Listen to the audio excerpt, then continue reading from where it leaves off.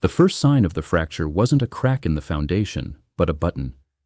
It lay on the dark wood floor, a tiny, crushed artifact beneath the catering table. Half buried in a smear of goat cheese and a crimson stain of what might have been red wine, it was easily missed. I only saw it because I fumbled with my phone, trying to escape a particularly tedious monologue about NFT handbags. As my fingers closed around the device, the button seemed to stare back at me. A small, dark charcoal disc, a tiny engraved Z glinting under the warm, golden light of the gallery. There was no need for deduction. My stomach plummeted with a cold, certain dread. This wasn't a standard button. It was the kind found on bespoke shirts, the kind his mother had bought him for his promotion. It was him. Every thread of me knew it. I pocketed the button, its smooth surface a tiny, angry secret against my thigh. The world, a moment ago a blur of ambient jazz and polite laughter, began to tilt. It felt as if I was the only one in the room who had noticed the gravity shift. People were laughing, posing, sipping expensive drinks, their lives spotless and curated. But the button burned, a hot, undeniable truth.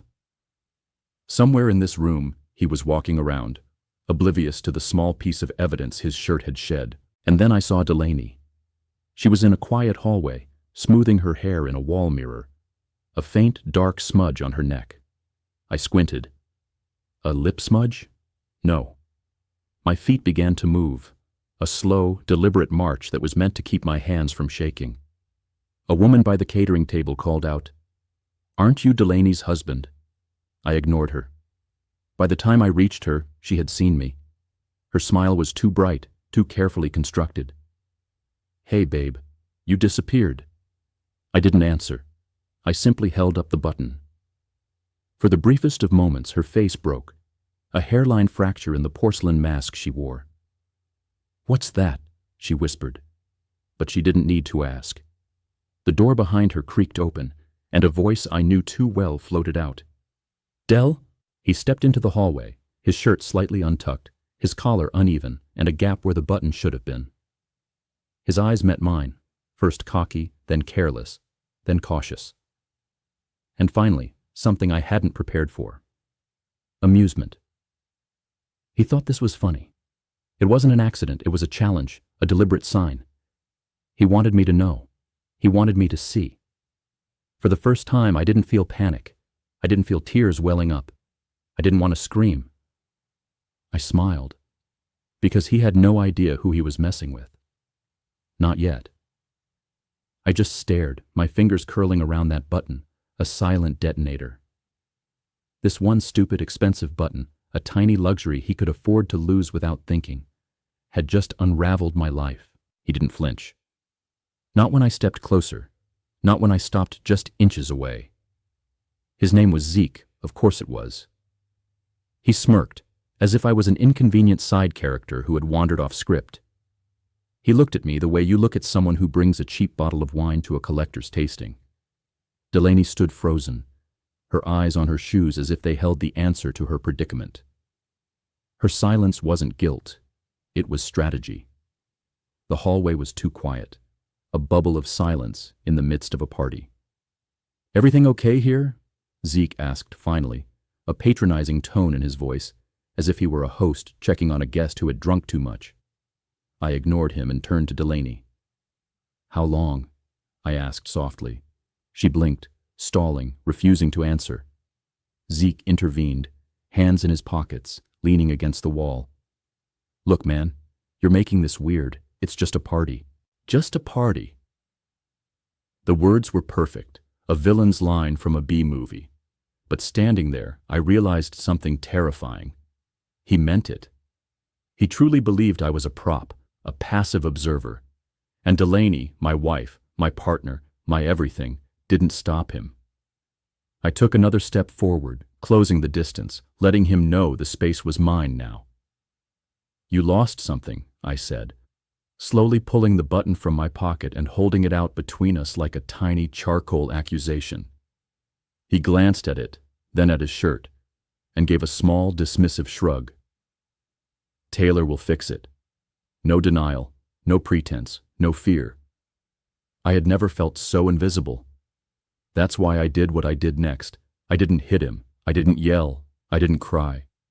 I did the one thing he never expected. I smiled. Then I turned to Delaney. "Check your clutch." She frowned. "What?" "Go ahead," I said, my voice louder now. "Check your clutch." Confused, she reached into her small golden clutch. Her face went slack as she pulled out a cheap flash drive with a bit of red tape on the end. It was the one she thought I'd lost a year ago when my laptop crashed. But I hadn't lost it. I had hidden it. And last week, I'd found it, plugged it in, and discovered a trove of emails, voice notes, and screenshots from her, from him, from their little inner circle. It wasn't just proof of the affair. It was a record of their cruelty, their jokes about me, how easy it was, how I was too sweet to notice, how I'd make a great divorce story someday.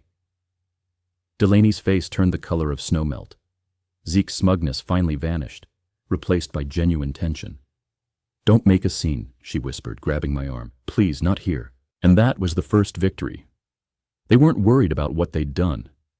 They were worried about the optics, about how I would look telling people. I smiled again, stepped back, and said loud enough for the nearby guests to hear, "Thanks for the party. I think we're done here." I walked out of the gallery and didn't look back. My heart was a drum in my chest, my head a chaotic mess. But my spine, for the first time in months, felt like it was finally standing up on its own. I walked the city streets for hours, past parked Teslas, past idling Ubers, past a valet who asked if I needed my car. I didn't answer. I just kept moving. A man who still owned his direction, even if everything else had been stolen. I didn't go to a bar or a friend's place. I ended up in the one place I knew would be empty, the copy room at the back of my office. It was pathetic, I knew, but it was the one place no one would think to look. I sat on the floor, my back against the cabinets, the hum of a forgotten printer, the only sound. I pulled out the flash drive and listened. The audio recordings were the worst. They weren't just intimate. They were casually, cruelly dismissive.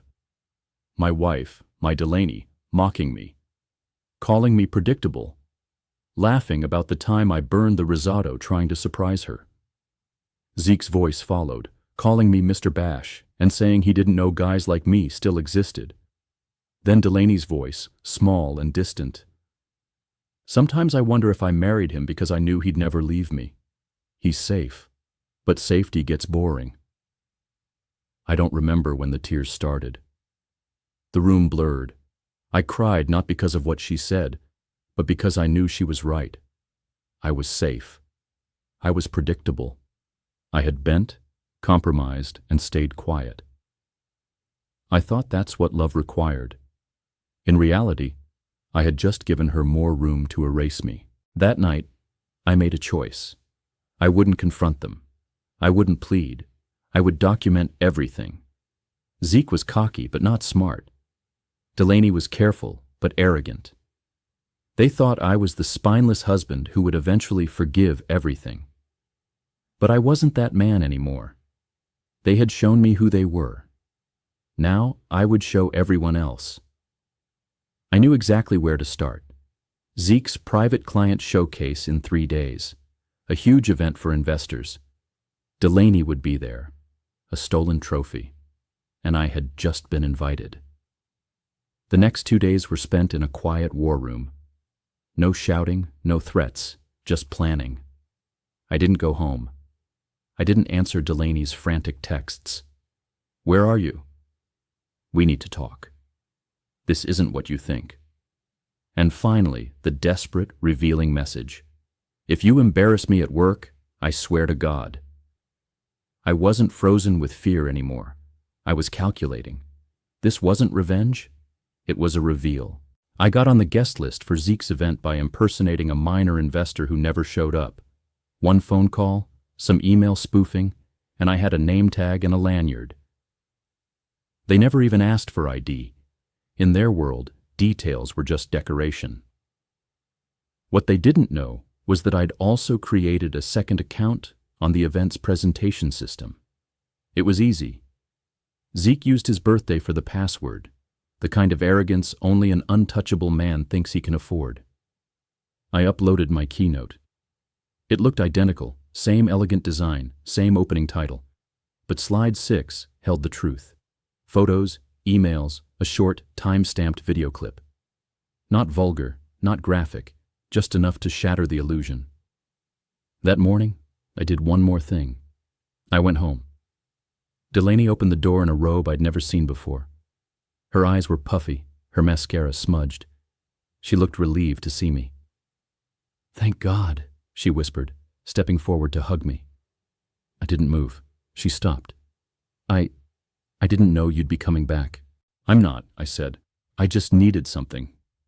I walked past her into the bedroom, opened the drawer, and pulled out my red leather journal, the one filled with all the cracks in our marriage I had written down instead of confronting.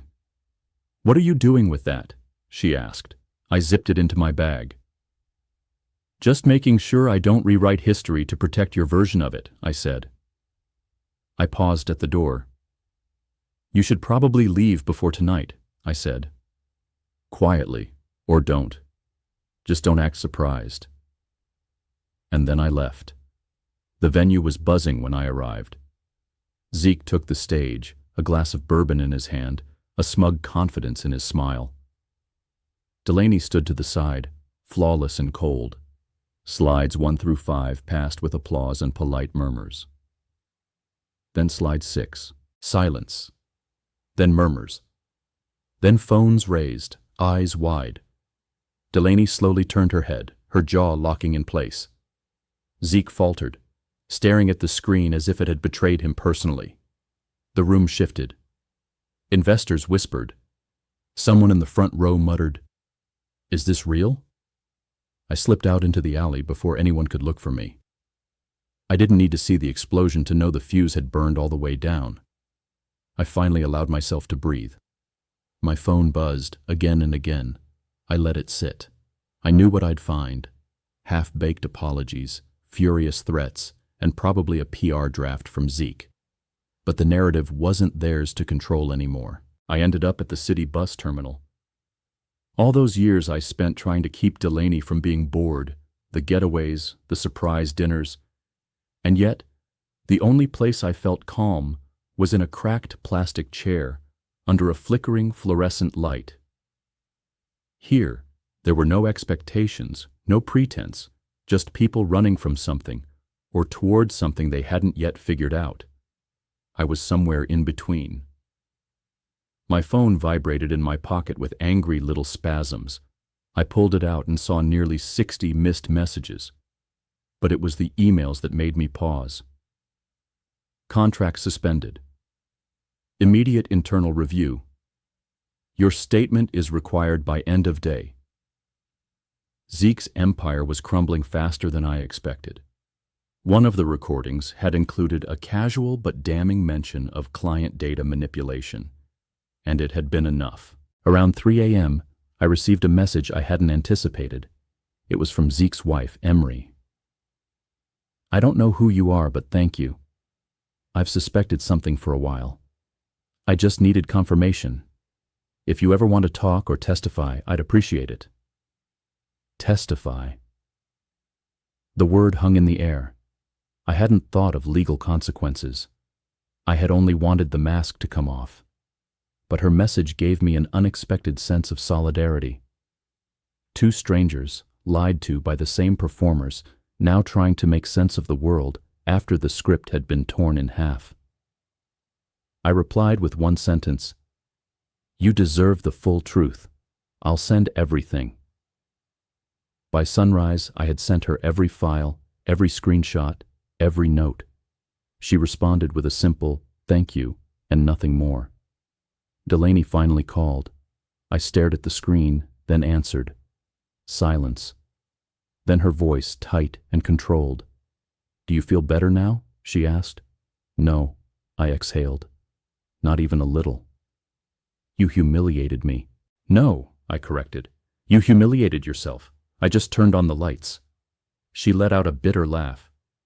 "You could have just asked for a divorce." And you could have just told me the truth 2 years ago instead of letting me sleep beside a stranger, I replied.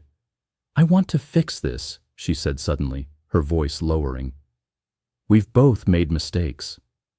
What exactly is my mistake, Delaney? I asked. Loving you too quietly? Trusting you too long? You planned this, she snapped.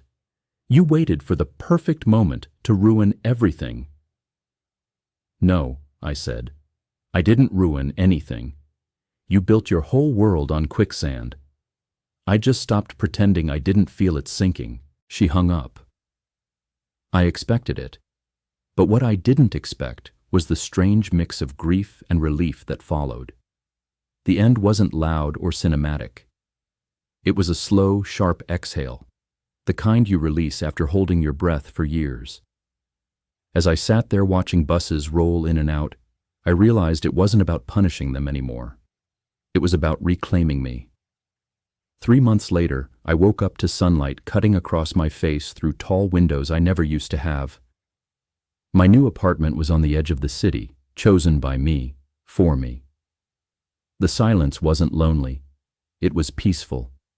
I spent the first few weeks rebuilding myself slowly, not with some self-help manifesto, but with small, deliberate steps. I woke up early, cooked real meals, and went for walks. And the best part? No one was asking why I wasn't ambitious enough. No one was comparing me to men I'd never be. No one was pretending I was enough in public and discarding me in private. The scandal came and went. Zeke was fired. His wife filed for divorce. Delaney was asked to step away indefinitely from her company. Last I heard, she was consulting somewhere in Europe, trying to reassemble a career that no longer wanted her. She sent me one final message a month after I left. I hope you find what you're looking for. I'm sorry I didn't value it when you gave it to me freely. I didn't respond. By then, I had already started finding it. In small moments and in unexpected people. One evening, as I was walking home from a bookstore, I literally bumped into someone outside a coffee shop. She dropped her notebook, and as I bent to hand it back, we both laughed. Her name was Sienna. She was quiet, thoughtful, and asked questions that didn't feel rehearsed. We talked once, then again. She listened. She saw people. She smiled with her whole face. I told her I was divorced. She didn't flinch. I told her I'd been hurt. She didn't try to fix it. She just nodded and said, "That makes sense." And for the first time in a long time it did.